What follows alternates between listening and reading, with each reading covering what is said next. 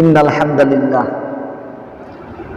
আসলে ইতিপূর্বে সবাই অনেক গুরুত্বপূর্ণ আলোচনা করছেন, এরপর এখন আলোচনা থাকে না। তারপরে দু চারটা কথা আল্লাহ পাক রব্বুল আলামিন যাতে করে আমার হেদায়েতের জন্য বলার তৌফিক দান করে, সকলে বলি আমিন। আসলে কথা বললে প্রথমত নিজের হেদায়েতের প্রয়োজন। কিসের প্রয়োজন? আমি এখানেই বলে গেছিলাম যে কথা বলতে ভয় লাগে। এই মসজিদে আলোচনা করে কি বুঝলাম? কথা বলতে ভয় লাগে কেন? কাল কিয়ামতের ময়দানে আল্লাহ পাক রব্বুল আলামিন যদি আমাকে বলে লিমা তাকুলু মা লা তাফআলুন, লম্বা লম্বা কথা কইছস আমল করস নাই কা, কোন কি জবাব দেব? কোন জবাব আছে? লিমা তাকুলু মা লা তাফআলুন, তুমি যেটা বলছো সেটা তুমি কেন করো না? এই জন্য যে কথাগুলা বলবো আল্লাহ পাক রব্বুল আলামিন যাতে করে এই কথাগুলোকে প্রথমত আমার নাজাতের জন্য এবং আমার আমলের জন্য উসিলা জড়িয়া করে। প্রথম কথা হলো, জামানা চলে আসে ফিতনার জামানা। কিসের জামানা? ফিতনার জামানা। তো এই ফিতনার জামানায় আমি ফিতনা থেকে মুক্ত থাকতে হলে কোরআনুল কারীম ছাড়া আর কোনো পন্থা নাই যেটাকে আমি অবলম্বন করব। যে কোরআনুল কারীম আল্লাহ পাক রব্বুল আলামিন বলেন লা তারফাউ আসওয়াতাকুম ফাওকা সাওতিন নবী। এর অর্থ হলো আল্লাহ পাক রব্বুল আলামিনের মহব্বতের বান্দা জিনাকে সৃষ্টি না করলে কোন কায়নাত সৃষ্টি করার পরিকল্পনাই ছিল না। ওনার নাম কি? মুহাম্মাদুর সাল্লাল্লাহু আলাইহি ওয়াসাল্লাম। দেখেন রাসূলুল্লাহ সাল্লাল্লাহু আলাইহি ওয়াসাল্লাম, মুহাম্মাদুর রাসূলুল্লাহ এই নাম শোনার পরে যদি কেউ সাল্লাল্লাহু আলাইহি ওয়াসাল্লাম না বলে তাহলে লাআনাতুল্লাহ হি আলাইহি, তাহলে কার লানত? চিন্তা করেন কত মহব্বত। আমার বন্ধুর নাম হবে, তুমি তার নাম উচ্চারণ করবে না, তুমি আমার কি না বান্দাই না, তুমি আমার মাখলুকের মধ্যে তুমি পড়ো না। উলাইকা কাল আনআম বাল হুম আদাল, তুমি চতুষ্পদ জন্তু চেয়ে খারাপ। তো এই মুহাম্মদুর রাসূলুল্লাহ সাল্লাল্লাহু আলাইহি ওয়াসাল্লামের কথা বলতেছেন, আমি যে সুরে কথা বলতেছি সেম একটা এক্সাম্পল ধরেন যে মুহাম্মদুর রাসূলুল্লাহ সাল্লাল্লাহু আলাইহি ওয়াসাল্লাম ঠিক সেম সুরে কথা বলতেছেন।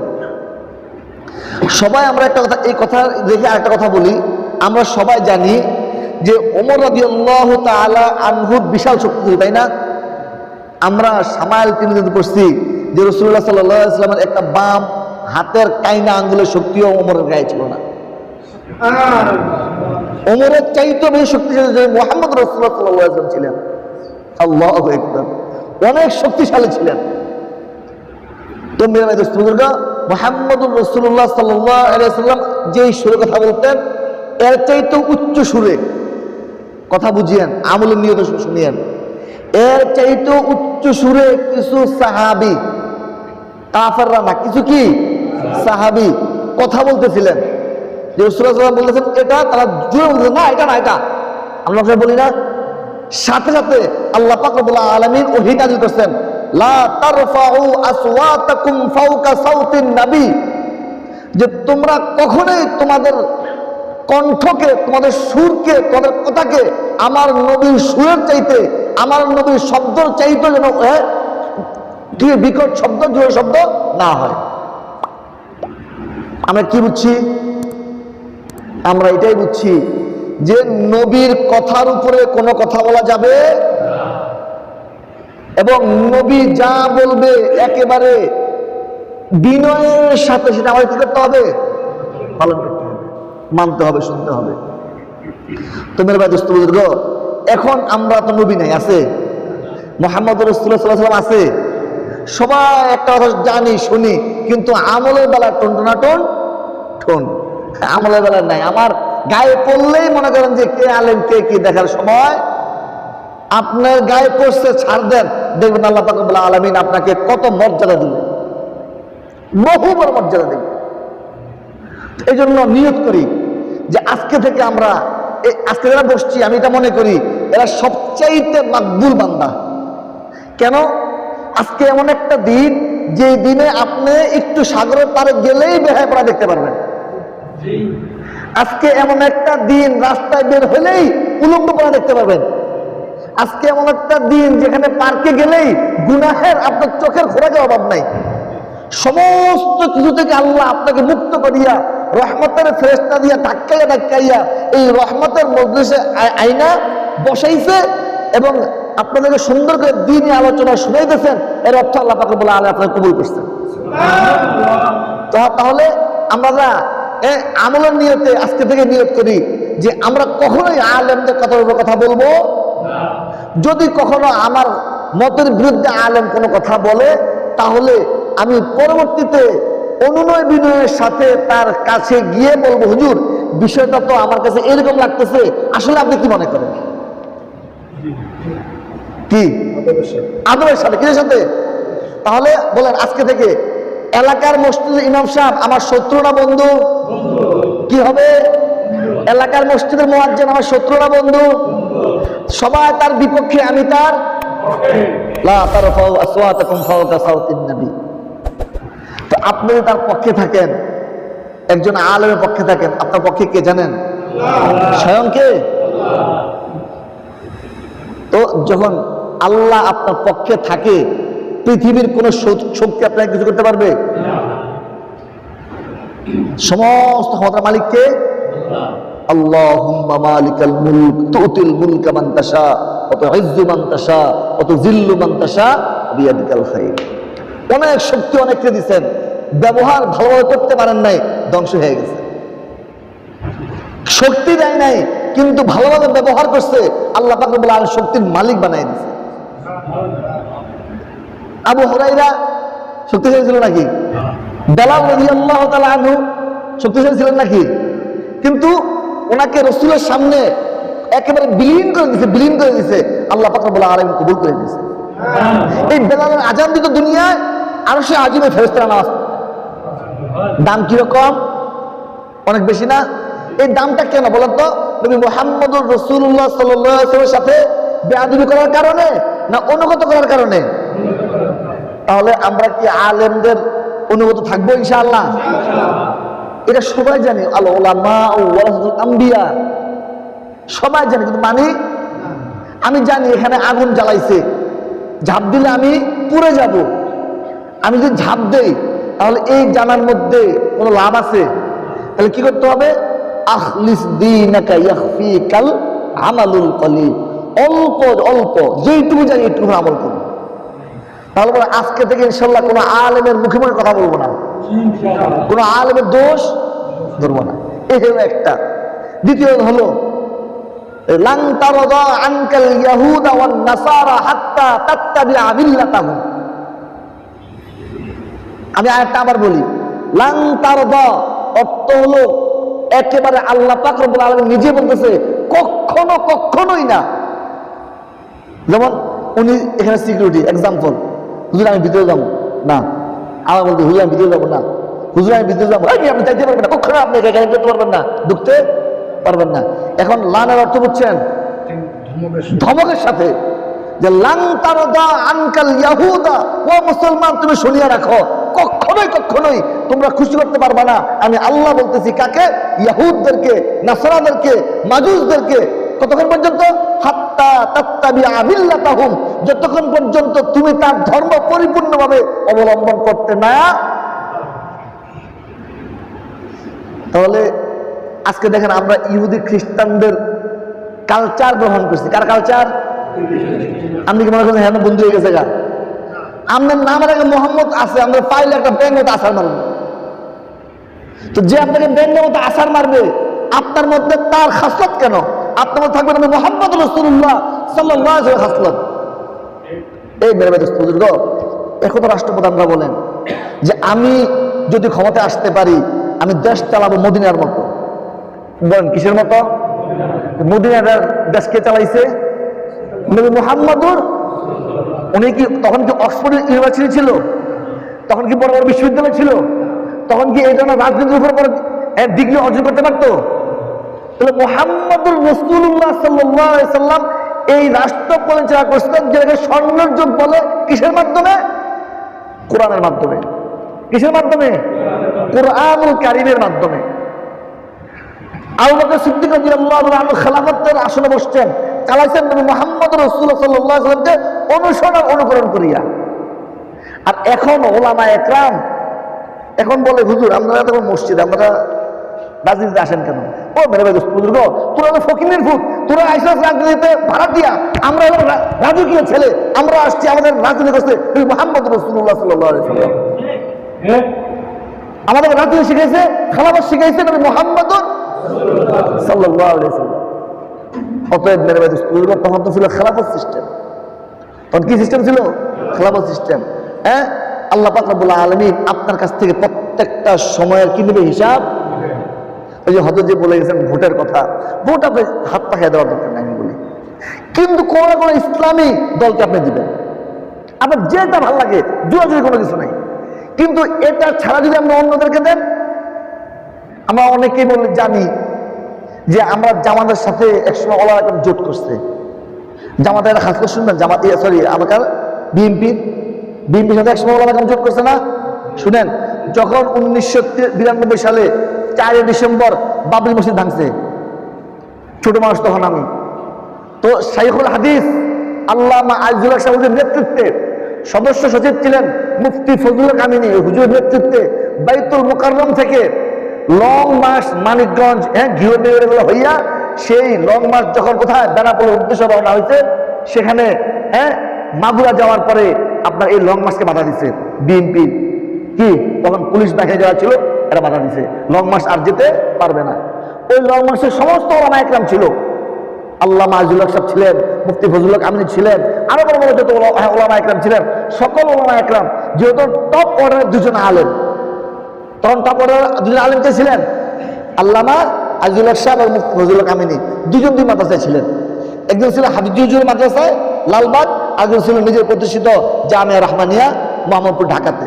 তো এই ওনার নেতৃত্বে যখন লং মার্চ যায়, ওই লং মার্চে তারা বাধা দিয়া, ওই লং মার্চে তারা আক্রমণ করিয়া 4 জন আমার ছোট্ট ছোট্ট তালেবুল ইলম কথা শহীদ করে দিয়েছে। সেই লং মার্চে আল্লাহ পাক রব্বুল আলামিন আমি এই অদমকে থাকার তৌফিক দান করছি। ছোট ছিলাম, মাদ্রাসা পড়তাম, হুজুরটা বলছে চলো গেছি। তো মেরে ভাই দোস্ত বুজুর্গ, সে কি আপনার বন্ধু? বাবরি মসজিদ কি বিএনপির? আপনার মসজিদ কার? আল কাবাতু বাইতুল্লাহ। কাবা কার ঘর? তো আল্লাহ পৃথিবীতে যত জায়গায় মসজিদ আছে, যেখানে মসজিদ ভাঙবো আমার হৃদয় ভাঙছে, আর যেখানে আমার হৃদয় ভাঙছে আমি সেখানেই প্রতিবাদ করব, সেটা যেখানে হোক পৃথিবী, কি তাই না? তো তুমি মুসলমান, তুমি নেত্রী, তো ইনারা তো মুসলমানদের মসজিদ ভাঙছে সেই প্রতিবাদে সেখানে গেছে, তুমি তাদেরকে তাদের মিছিলের মধ্যে কিভাবে গুলি করিয়া 4 জন ভাইকে শহীদ করতে পারো? সে আপনার বন্ধু? বন্ধু লান তারাদা আনকাল ইয়াহুদা ওয়ান নাসারা হাত্তা তাত্তাবিআ মিল্লাতাহুম। আসেন আওয়ামী লীগের ক্ষেত্রে, এই আওয়ামী লীগ অনেক কিছু করছে, এই মাথার থেকে টুপি দিয়ে কুকুরের গায়েও দিছে, দেয় নাই? ফতুয়া দেওয়া যাবে না আলেমরা, এই ফতুয়া দিচ্ছেন। আমরা নেমে গেছি মুফতি ফজলুল কামিনীর ডাকে, পল্টন ময়দানে চলে গেছি, আমাদের উপরে এরকম তখন চকলেট বোমা, চকলেট বোমা, এবং চকলেট বোমা তো স্টেডিয়ামের উপর থেকে, আপনার পল্টন গেছেন কিনা? ওইদিকে হকি স্টেডিয়াম, এই পাশে হইলো কিনা এখন যেটা আছে ক্রিকেট স্টেডিয়াম, ওই পাশে হলো রাজুকের প্রধান অফিস, এই পাশে হলো জনতা ব্যাংকের বিশাল টাওয়ার। ওই জনতা ব্যাংকের টাওয়ার থেকে কি চকলেট বোম মারে, যাতে আমরা কি হয়ে যাই? ছত্রভঙ্গ হয়ে যায়। ও মেরে দোস্ত বুজুর্গ, লা তাকুলু লিমান ইউকতালু ফি সাবিলিল্লাহি আমওয়াত, এটা এমন এক রাস্তা যেখানে মরলে শহীদ, আমরা সেই তামান্না নিয়ে থাকি ইনশাআল্লাহ। তো যেখানে মারে আমরা দৌড় দেই না, ওখানে যাই। আমাদের ট্রেনিং করা আছে আলহামদুলিল্লাহ। তো আমরা করি ভালো আছে ভালো, ওরা হাতের মধ্যে লইয়া এ যদি ফুটে তাহলে কিন্তু অবস্থা খারাপ। কিন্তু এই চিন্তা নাই যে ফুটবে, চিন্তা হলো অন্য স্বাধীনতাকে বাঁচাইতে হবে। তো বালতিদের বালতি বালু লইয়া এটা বালতির মধ্যে ধুয়ে দিত, এটা ফুটার আর কোনো কি নাই, সুযোগ নেই, এটা নিয়ে পানির মধ্যে ধুয়ে দিতাম। এরপরে যখন থেকে আর পারে না, মুফতি ফজলুল কামিনী একটু পরে ভাষণ দিবে, আর তার ভাষণ মানে সরকারের অবস্থা তখন খারাপ ছিল। এরপরে ওই এমপি মন্ত্রীরা ওই ঢুকার যে গেট, এই গেট দিয়ে আক্রমণ করছে, ওই গেট দিয়ে আমরা আক্রমণ করি। তখনকার সহস্র নাসিম, টাকলা নাসিম মারা গেছে, সে হেফাজত ইসলাম অনেক বিরোধিতা করছে, চলে গেছে দুনিয়া থেকে। সে আলটিমেটাম দিয়েছিল যে রাত্রে 12টা যদি না যাও এরপরে কি হয় সেটা জানি না। তো সে ঘোষণা দিছে, আপনার গরম পানি মাসছে, ছত্রভঙ্গ হয়ে গেছে, এর মানে সে খতম হয়ে গেছে? আল্লাহ খতম কেউ করতে পারবে না। চেরা গেরা কে ইজ্জত বড় ফরোজাত কাছে কাশতাফ জনদ রিশা বসুজান। তুমি এবার দোস্ত বুঝলো হেফাজতুল ইসলাম কেন আসছে বলেন তো? হ্যাঁ, এখানে বসিয়া রসুলকে নিয়ে কটূক্তি করে, এখানে বসিয়া বসিয়া রসুলের ইজ্জত নিয়ে খেলা করে। তাদেরকে আলটিমেটাম দেওয়া হয়েছে যেন রসুলকে নিয়ে কথা কেউ না বলে। রসুলের ইজ্জত রক্ষার্থে ওখানে আমরা একত্রিত হয়েছি। আমাদের উপর অতর্কিত হামলা করা হয়েছে, আমাদের উপরে এরকম বুলেট মারা হয়েছে, গরম পানি মারিয়ে আমাদেরকে এখান থেকে ছত্রভঙ্গ করা হয়েছে। বলেন সে কি আপনার বন্ধু? আপনার বন্ধু হবে? কখনো হবে? কিন্তু সে কার বন্ধু? তার বন্ধু। ওই যে কি যেন একজন আলোচনা করে গেছে, এই যে এই হজরতে বেনজির, আমরা একটা বই পড়ছিলাম, কেউ পড়ছেন কিনা? ওয়াজে বেনজির, ওয়াজে বেনজির। বে মানে অনেক, নজির মানে কি? আশ্চর্য, অনেক আশ্চর্য ঘটনা, বেনজির ঘটনা। তো দেখেন এই সরকারকে যিনি বসায় রাখছেন, হ্যাঁ, হেফাজতুল ইসলামকে মাইরা, বিএনপিকে মাইরা, অমুক দলকে মাইরা, হ্যাঁ ছিল বেনজির। আর সে ঘটনা ঘটাইছে বেনজির। ঘটনা কি কি ঘটাইছে? বেনজির। এখন দেখেন কাফের বন্ধু, কাফের কি? যখন তার নামে কালের কণ্ঠ পত্রিকা কি করছেন, সংবাদ প্রকাশ করছেন, তখন সে বাংলার জমিনে তার ব্যাংকে কোটি কোটি মিলিয়ন বিলিয়ন টাকা, সে একটা চেকের মাধ্যমে 80 লক্ষ কোটি টাকা, একজন বলছিল 80 লাখ কোটি টাকা এক চেকের মাধ্যমে। আমরা যদি একটা, আমি এক সময় আমি বসুন্ধরা গ্রুপে এক সময় অডিট অ্যান্ড অ্যাকাউন্টসে আমি জব করছি। তো যদি আমরা 10 লাখ 20 লাখ টাকার উপরে চেক নিয়ে যাইতাম, তখন ওখান থেকে সেকেন্ড ম্যানেজার ব্যাংকের ফোন করতো সরাসরি, এই যারা ছিল এই ব্যাংকের যে 3 জন অনার ছিল, 3 জনকে ফোন দিত যে অমুক আসছে, আমার আইডি কার্ড দিত, যে অমুক আইডি কার্ড, তার পদবি এই, তাকে এত টাকা দিব কিনা। সেও নাগরিক, আমিও নাগরিক। সে এক চেক দিয়ে এত টাকা নিয়ে গেছে। আপনি কি মনে করেন সরকারের এখানে কোনো হাত নাই? তো সে কার লোক? তাকে কে বসাইছে? আরে বাদ দেন, সরকার হাসিনা বসাইছে, আওয়ামী লীগ বসাইছে তাদের। তো এখন সে টাকাটা নিয়ে সে ইমিগ্রেশন, আমরা দিয়ে অল্প একটু সমস্যা হলে ইমিগ্রেশন আপনি পার হইতে পারেন না। আমরা আগা ছুটা জায়গা কি ভাই, ইমিগ্রেশন সমস্যা হয় নাই, আমাদের গান বাড়িয়ে জায়গা। আর উনি ভিআইপি ভাবে ইমিগ্রেশন থেকে বের হয়ে গেছে। আসলে আমার একটা কথা বলার উদ্দেশ্য আপনাদের বুঝাই দিচ্ছি, তারা আমাদের বন্ধু, এটাই বুঝাইতেছি। তো মেরে মেয়ে সে একেবারে সুন্দর করিয়া তাকে বাইর করে দিয়া এইবার কাউয়া কাদের সাহেব বলে সে তো আমার লোক নয়। এখন তাকে সবাই খোঁজাখুঁজি করবে, এই জন্য সে একটা সংবাদ দিয়ে দিল সে তো আমার লোক নয়। এ কথা কইয়া সবাই রেখে পেরেশানি। এখন হ্যাঁ, এই কথার মধ্যে সবাইকে তোমার লোক না মানে তুমি কোথায় দিচ্ছ, এই কথা কইতে হয়তো নিরাপদ টাকা চাইবে। কি বুঝেন নাই? বুঝছেন নি? রাসূলুল্লাহ সাল্লাল্লাহু আলাইহি ওয়াসাল্লামকে হত্যা করার জন্য পুরা ঘর বেষ্টনী দিছে, রাসূল ঘরের ভিতরে, জানেন না? তো এখন কিভাবে হবে? পেরেশান রাসূল। আল্লাহ বুদ্ধি চিন্তা করবেন না, অমাকারু আল্লাহ আল্লাহ মাহাদিন, আমি আল্লাহ তো আছে, কোনো চিন্তা কারণ নাই। কি হয়েছে? বালু হয়েছে, ফু দিছে, মারছে, এখন চোখ দিলে হেরা হেরাই পিটাপিটি করে। চোখ দিলে হেরা কি করে? একটা আঁকড়া লাগে গায়ে ঘেঁষা খায়, তো গায়ে ঘেঁষা দিয়ে গেছে গা কি। তো ওবায়দুল কাদের সাহেব বুঝেন, সে আমার লোক না, সে আমার আওয়ামী লীগের কেউ না। এখন সব বিজ্ঞানীরা মানে পন্ডিতেরা এরা গবেষণা করতে করতে নিরাপত্তা আগে বুঝে গেছে। তাহলে তাকে দেশের থেকে নিরাপদে যাওয়ার ব্যবস্থা কে করছে? পক্ষান্তরে যদি আল্লামা মামুনুল হক সাহেব এই কামটা করতো, যাওয়ার সুযোগ ছিল, ইমিগ্রেশন পাওয়ার সুযোগ ছিল। কারণ পত্রিকায় সংবাদের 10 দিন পরে সে দেশ থেকে বেরিয়েছে।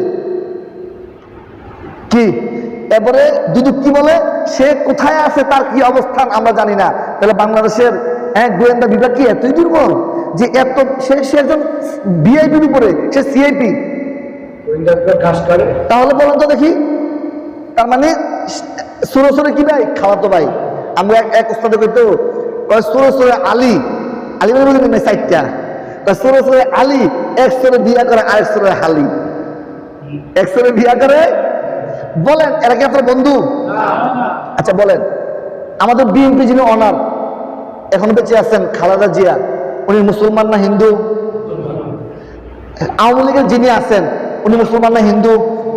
হুজুরা যে আন্দোলন করে ফতুয়া বিরোধী, ফতুয়া বিরোধী এগুলোকে যে আমরা আন্দোলন করছিলাম, সে আন্দোলন ছিল এরকম, তাদের কথা ছিল আলেমরা কোনো ফতুয়া দিতে পারবে, ফতুয়া দিবে হাইকোর্ট। ও সোরের ঘরে সোর, তুই কি ফতুয়া, তুই কি হেদায় ফসছ, ফতুয়া আলমগীর ফসছ, তুই কি ফতুয়া দিবি? उम्मी आकर फतवा दे हद मुफ्ती आजम किस लिए, अंगूठी से बच्चा दे हद मर्दा जिक्रा किस लिए।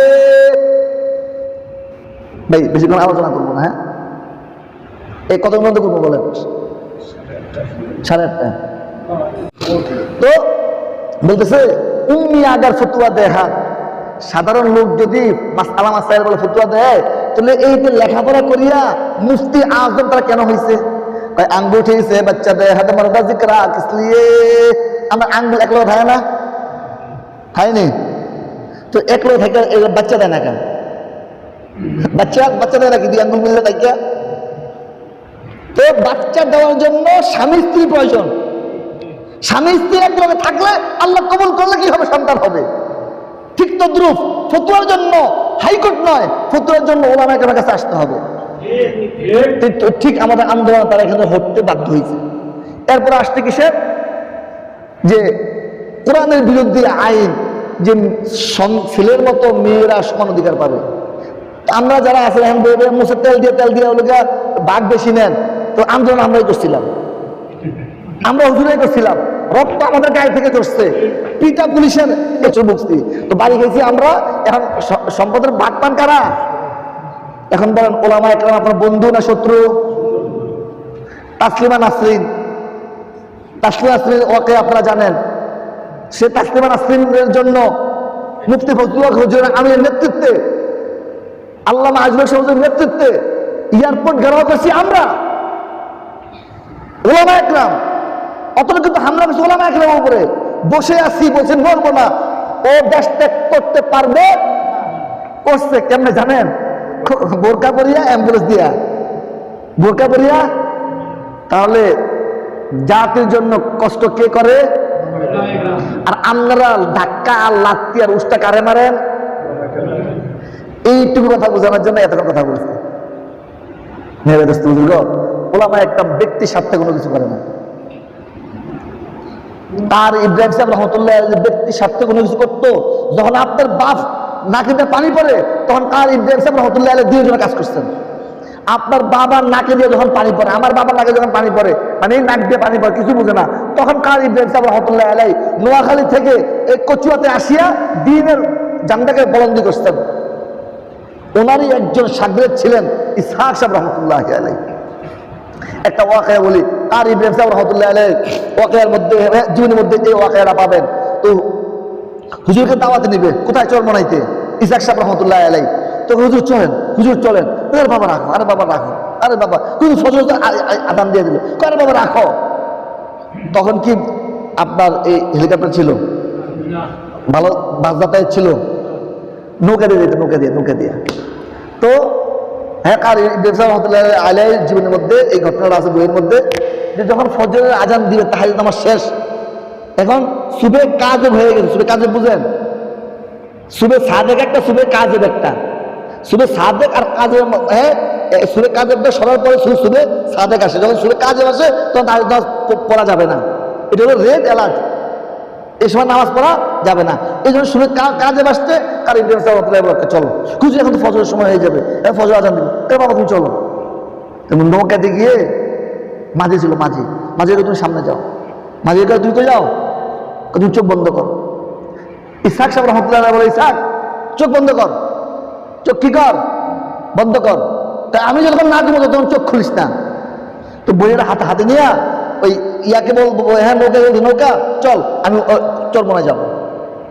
আর জিজ্ঞেস করতেছে লা ইলাহা, বলেন ইল্লাল্লাহ, লা ইলাহা ইল্লাল্লাহ, লা ইলাহা ইল্লাল্লাহু মুহাম্মাদুর রাসূলুল্লাহ সাল্লাল্লাহু আলাইহি ওয়াসাল্লাম। একটু পরে ফজরের আজানের ধ্বনি শুনতেছে, মানে আওয়াজ কার শুনতেছে, চোখ খোলো। হ্যাঁ দেখে চরমাইতে ঘাটের মধ্যে কি হয়েছে, এটা হলো আল্লাহ। কি ভাই, আউলিয়া ने लात मारो दुनिया पर आपरी है दुनिया उनका कदमों पर। আল্লাহু আকবার। তো এরা হলো আল্লাহর ওলি। কষ্ট দিয়ে না, জ্বলে যাবে, হালাক হয়ে যাবে, ধ্বংস হয়ে যাবে। এই পর্যন্ত আমি দেখি নাই একজন আল্লাহর ওলিকে কষ্ট দিয়া ভালো করছে। জুনায়েদ বাবুর নগরীকে রিমান্ডের মধ্যে সবচেয়ে কষ্ট দিছে মাহফুজ। সে তার একমাত্র মেয়ের কাছে ঘুমিয়েছে, একমাত্র মেয়ের কাছে ঘুমিয়েছে। ওলামাকে কষ্ট দিয়ে না, সে যত নগণ্য হোক, যত নগণ্য হোক, সাপের বাচ্চা যত ছোট হোক, তার সুবলকে কামড়বে না, বিষ সমান না। অতএব ওলামাকে ব্যাধি করেন না ভাই। ওলামাকে বন্ধু বানান, আপনার কামিয়াব। ওলামাকে একটা চা খাওয়ান, আপনার কামিয়াব। ওলামা একরামকে সাথে আত্মীয় করেন, আপনার কামিয়াব। তাদের কি হয় না, শত্রু হয় না। এই জন্য বলছি লান তারাদা আনকাল ইয়াহুদ, যাই করেন না করেন, বঙ্গবন্ধুর নাম যদি না কর আর জিয়া রহমানের নাম না কর, আপনার দলে যাই বল তাই হন, আপনি ক্যান্সেল। কি ভাই, তার উদ্দেশ্য হলো আমার বাপের কথা কবি, তার উদ্দেশ্য হলো আমার স্বামীর কথা কবি, আমাদের উদ্দেশ্য হলো যে আমরা আল্লাহ আর আল্লাহ রাসূলের কথা বলবো। তারা কি আমাদের কখনো বন্ধু হবে? তাহলে আমাদের সকলের যেহেতু মুসলমান, কি জবাবদিহিতা আছে কি নাই? আমি ভোট দিলাম, যাকে খুশি তাকে দিলাম, কেউ কিছু বলবে না। কিন্তু আমাকে এখানকার সভাপতি বানাইছে, যে ওনারা আমাকে সভাপতি বানাইছে। এখন আমি যদি এখানে এই পাওয়ারে কোনো গুনাহের কাজ করি, আপনার কি মনে হয় ওনারা গুনাহগার হবে না? আর যদি এই ক্ষমতার বলে আমি যদি ভালো কিছু করি, আপনার কি মনে হয় সহভাগিতা হবে না? আচ্ছা বলেন তো, আমাদের বিএনপি যারা এই আসে, এরা কি ঘুষ খায় না, সুদ খায় না, জুলুম করে না, অংশ আপনি পান না? এখন আপনার কথা থাকতো, হুজুর আপনাকে দল জীবনে ক্ষমতা আইব না, আইব ইনশাল্লাহ, ইনশাল্লাহ আসবে। তারপরে আপনার হুজুর এই যে এত কিছু কোনো কাম হয় না। হ্যাঁ ভাই, কাম হয়। তাহলে ফতুয়া বিরোধী আন্দোলনে কাম হয়েছে, হ্যাঁ লং মার্চে কাম হয়েছে, কাম হয়েছে না? মোদির বিরুদ্ধে আন্দোলন করছে, কাম হয়েছে। কাম হয় না, কাম কিন্তু হয়। আমি থাকবো না, এক সময় এই রাষ্ট্র ক্ষমতা কে আসবে? মাহাদির আসলে আইতেছে তোমরা ফিরানোর লেগা, মাহাদি আইতেছে তোমরা ফিরানোর লেগা। ক্ষমতা কার হবে? ইসলামের হবে। এখন আমি এটাকে যত করতে পারি, আমি লেগে থাকতে পারি, আমি কামিয়াব।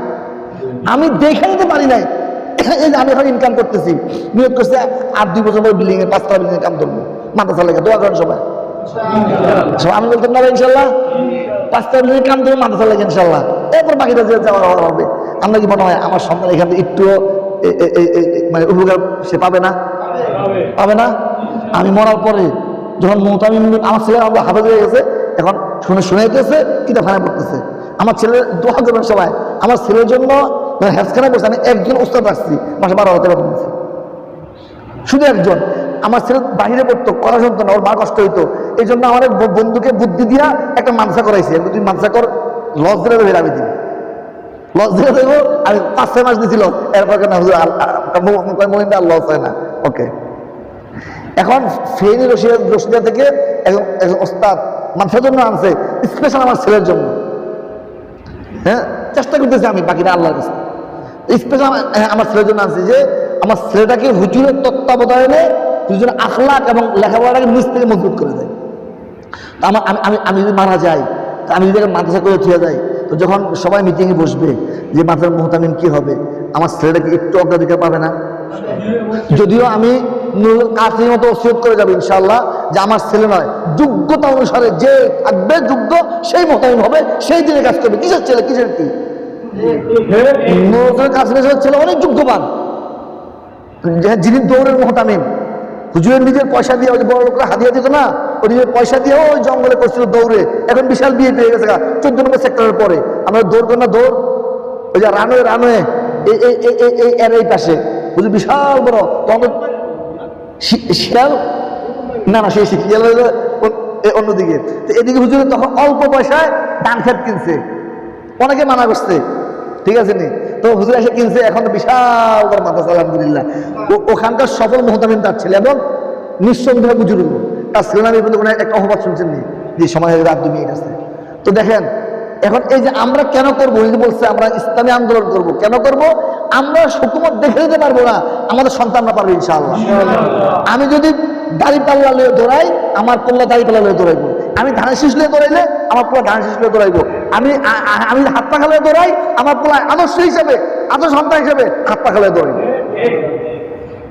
তো এই জন্য এখন বড় জামাত হলো বাংলাদেশের মধ্যে, হাত পা কাছে আমি বড় জামাত দেখি না রাজনৈতিক দলের মধ্যে। এখন আপনার জীবন হুজুর আপনি কি, এখন আমি আমার নীতি কই, আমার নীতি হলো ইসলামের বিরুদ্ধে যে কাজ করবো, ওই দলের বিরুদ্ধে যে প্রথম রাজনৈতিক ময়দানে নামবো তার মধ্যে আমি একজন। তখন কোনো আমার কাছে দল নাই, তখন আমার কাছে ইসলাম। আমার ইসলামের বিরুদ্ধে কইছে, নামছে যে কোনো দল, আমি রাজপথে আছি। তখন আমার নেতা নামছে কি নামছে না এটা আমার দরকার নাই, আমার খবর হিসেবে আমার নেতা দিবে না। অতএব আমাকে একেবারে পরিপূর্ণভাবে একেবারে উজাড় করে দিতে হবে ইসলামের জন্য। কিসের জন্য? একটা হাদিস বলে আমার আলোচনা শেষ করে দিব। হাদিসটা হলো, লা ইউমিনু আহাদুকুম হাত্তা আকুনা আহাব্বা ইলাইহি মিন ওয়ালাদিহি ওয়া ওয়ালিদিহি ওয়ান নাসি আজমাইন। মাওলানা সাহেব আছেন, হাফেজ সাহেব আছেন, আর ওলামা একরাম আছেন। অর্থ ভুল করি আপনারা বলিয়েন। অর্থ হলো, লা ইউমিনু আহাদুকুম, তোমাদের মধ্য থেকে কেউই কখনোই প্রকৃত মুমিন ঈমানদার মুত্তাকি হইতে পারবে না, হাত্তা আকুনা আহাব্বা ইলাইহি মিন ওয়ালাদিহি, যতক্ষণ পর্যন্ত তুমি তোমার সন্তান, তোমার বাপ মা ভাই বোন পাড়া প্রতিবেশী আত্মীয় সবার চাইতে আমি নবী মুহাম্মদকে বেশি ভালোবাসতে না পারবো। আর নবী মুহাম্মদকে ভালোবাসা মানে কি? আল্লাহকে। আর নবী মুহাম্মদকে ভালোবাসা মানে কি? একটা বদর। নবী মুহাম্মদকে ভালোবাসা মানে কি? একটা উহুদ, একটা খন্দর। রাসূল যে করার যুদ্ধের নেতৃত্ব দিচ্ছেন, প্রত্যেকটা তো যুদ্ধ করিয়া, খাটিয়ে বসিয়া না, কি করিয়া? যুদ্ধ করিয়া জয় ছিনাই আনছেন। সেনাপতি পাঠাইছেন, খবর রাখছেন আক্রমণ হচ্ছে। আল্লাহ রাসূলের সামনে আল্লাহ পাক রব্বুল আলামিন জিবরাইল আলামিনের মাধ্যমে এরকম কি দিয়ে দিয়েছেন, পুরা হিস্ট্রি দিয়ে দিয়েছে। তোমার কি সেনাপতিরা মাই খেতেছে এইভাবে, তাদেরকে সাবধান করে বলছে, ইয়া সারে আল জাবাল, ইয়া সারে আল জাবাল, ও সারিয়া, তুমি পাহাড়কে তোমার ডাল হিসেবে অবলম্বন করো। রাসূলুল্লাহ সাল্লাল্লাহু আলাইহি ওয়াসাল্লাম নেতৃত্ব দিচ্ছেন। কি দিচ্ছেন ভাই? ইনশাআল্লাহ আমরা সকল নেতৃত্ব দেবো, দেবো ইনশাআল্লাহ। ওয়াদা করি আজকের থেকে ইনশাআল্লাহ আমার একটা ভোটও যে কোনো ইসলামী দল ছাড়া পড়বে না। আমার ভোট আমি দিব ইসলামী দলকে। এবার যারা খুশি আমি কমো না, আমরা হাত পাকাই দিন, এটা আমার স্বাধীনতা আছে, আমার স্বাধীনতা আমি জোর করি। আপনি কিন্তু অন্যকে দিবেন, আপনি ঠেকবেন। লান তারদা আনকাল ইয়াহুদা ওয়ান নাসারা হাত্তা তাত্তাবিআ মিল্লাতাহুম। কি দেওয়া যাবে? দেওয়া যাবে। তারা আইন করবেন, ট্রান্সজেন্ডারের আইন করবে। তারা ট্রান্সজেন্ডার বুঝেন না? তারা সমকামিতার আইন করবে। কোন মুসলমান সমকামিতার আইন করবে? কোন আলেম সমকামিতার আইন? কোন আলেম মদের লাইসেন্স দিবে না। কোন আলেম আপনার বোনকে দোষিত ব্যক্তিকে ছাড় দিবে না।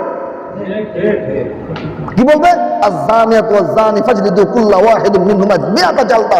লয়ে ওরে ইসলামিক আন্টি দে, ওরে কি 100 টাকা দে। ও কি করছে? বিবাহিত, ওরে আন, ওরে গার, ওরে পাথর মার, ওরে মেরে ফেলা। এরকম 5টা করেন, 5টা কটা করেন, সমাজ সোজা হয়ে যাবে। কোনো দোষী থাকবে না, ইফতেজার থাকবে না, ইসলাম বিরোধী একটাও থাকবে না। আল্লাহ পাক রব্বুল আলামিন আওয়াজ বড় হয়ে গেছে, মাফ চাই। উদ্দেশ্য হলো আমরা সকলের জন্য দিনটাকে বুঝি, কাফেররা আমাদের কোনো বন্ধু কখনোই হবে না। তো এই জন্য আমাদের ইসলামী আন্দোলনের কাজ চলে, মালে হলে মালে আপাতত চলে। মালে আমরা 2টা প্রোগ্রাম করি আপাতত। কয়টা? একটা হলো আমরা পরামর্শ সাপেক্ষে আপাতত করি। গত জুমাতে হয়েছে ফোরকান মসজিদে, পরবর্তীতে জালাল মসজিদে হয়েছে। এর আগের জুমাতে হয়েছে আমাদের বড় মসজিদে। আর হোলেমালে হলো আমাদের এই প্রোগ্রাম চলতেছে প্রত্যেক শুক্রবার দিন বাদ এশা মসজিদে ওয়ালিদাইন, মানে ম্যাডাম মসজিদ যেটাকে বলে। মেয়েরা খেলা দেখতে যান, জানো যান, মেয়েরা খেলা দেখতে যান, মানে সবার খেলা দেখে না, কিন্তু বাংলাদেশের মেয়েরা আইলে যায় আর কি। এই সোজা হিসাব আমরা বুঝাই দিলাম। ওই মাঠের পাশে একটা মসজিদ আছে, এই মসজিদে প্রত্যেক দাওয়াত পৌঁছাই দিলাম, কিন্তু দাওয়াত পৌঁছাই দিছি। এরপর জবাব দিবেন কার কাছে? আমরা না গেলে জবাব কার কাছে? আল্লাহর কাছে। একা যাবেন না লোক নিয়ে যাবেন? তো এখানে প্রতি শুক্রবার হয় আমরা চাচ্ছি এই হোলেমালে এখন 19টা মসজিদ আছে। 19টা মসজিদ আমাদের 19 দিন আমাদের কাজ হবে ইনশাআল্লাহ। মালে প্রায় 40টা মসজিদ আছে। আমি আজ থেকে 4 বছর আগে 36টা মসজিদ পর্যন্ত আমাদের দাওয়াত তাবলীগের কাজ ছিল। 36টা মসজিদ আমার কাছে ছিল। এখন আর বাড়ছে না। ইনশাআল্লাহ আমরা চাই মালের মধ্যে পুরো 45টা মসজিদ আমাদের কাজ হবে। এখন আমরা ঘুমাইলে হবে না কাজ মেহনত করতে হবে? তাহলে আজকে থেকে রাস্তায় চলবো আর দাওয়াত দেবো ইনশাআল্লাহ। এবং যেখানে এই আওয়াজ হবে, এই যে আলোচনা হবে, আমি এখানে চলে আসবো ইনশাআল্লাহ। আর পরস্পর কোন্দল করবো না, হিংসা বিদ্বেষ করবো না। আমি বড় এই কথা কেউ বলবো না। আমি একটা কথা ছোট হয়ে গেছি, এই জিনিসটা আমার ভিতরে আনবো না। যে আমাকে মামার ভাষায় একটা কথা বলতে আমি ছোট হয়ে গেছি, না কি হবে, কিছু ছোট। আমার হাবার সাথে কথা বলতে না, আমি সভাপতি বাংলা সাহেবরাও আমার ইজ্জত লাগছে, এই ধরনের করা যাবে না। যাবে সবাই আমরা কি ভাই? ভাই ভাই। আমার সবাই কি ভাই? আজকে 40 জন আইছেন, বলেন ইনশাল্লাহ এই কাজে লেগে থাকবে তো ইনশাল্লাহ। আল্লাহ পাক রব্বুল আলামিন আমাকে আপনাকে সকলকে একেবারে একসাথে কাঁধে কাঁধ মিলাইয়া কাজ করতে তৌফিক দান করুন। এখন হুজুরের কালেকশন আমি একটা কালেকশন করুন ঈদের দিন। আমরা রাজি নেই, আল্লাহ কিছু খরচ করতে